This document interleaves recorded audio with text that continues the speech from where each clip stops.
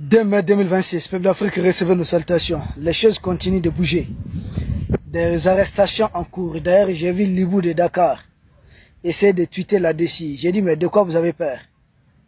C'est là que vous comprenez un peu pourquoi les fameux terreurs de la jeune française avaient parlé d'un blocus autour de Bamako. Selon eux, les gens peuvent sortir de Bamako mais ne doivent pas entrer. J'ai dit, vous êtes trompés. Pourquoi? C'était une façon aussi pour eux de permettre à tous les traîtres qui sont à l'intérieur d'essayer d'échapper. Sinon, normalement, s'il doit y avoir blocus, on ne doit pas entrer, on ne doit pas sortir. Mais dire que les gens peuvent sortir de Bamako mais ne doivent pas entrer, dès lors, il fallait, c'était une façon de nous mettre la piste à l'oreille. Peuple d'Afrique, les arrestations sont en cours. Ça continue encore. Comment nous l'avions appris? À travers les communiqués du substitut du procureur, Ablaye Nantoumé, chevalier de l'ordre national. Un communiqué publié hier, c'est-à-dire le 1er mai 2026.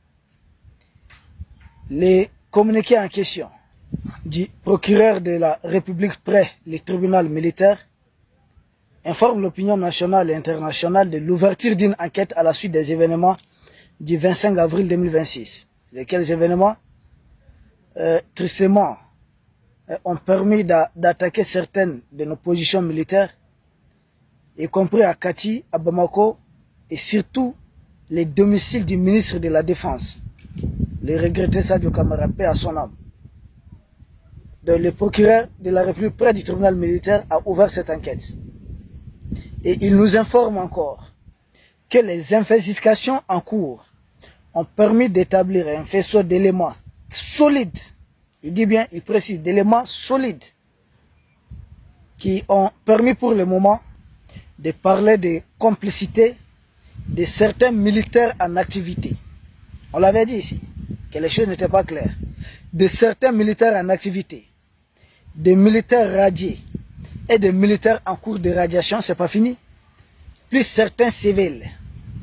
Et les civils cités, c'est Oumar Mariko. N'oubliez jamais, Oumar Mariko, c'est politicien qui, juste quelques jours avant cette attaque, avait essayé de nous distraire avec une sorte, lui, il va faire libérer les otages, que voilà, le Génim lui a promis de faire libérer 4 otages. Or, le Génim projetait déjà d'attaquer le Mali, de faire des assassinats.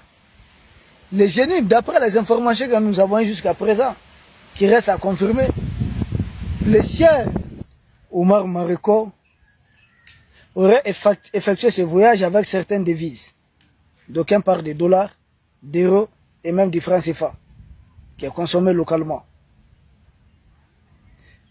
Régler un peu la facture de ces terreaux qui, avant de passer à l'acte, ont exigé le paiement de quelque chose.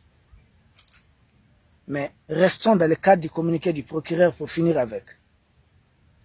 Il nomme M. Oumar Mariko comme complice, présumé complice des événements du 25 avril 2026. Et il dit, avec un faisceau d'éléments solides, c'est ce qu'a dit M. le procureur,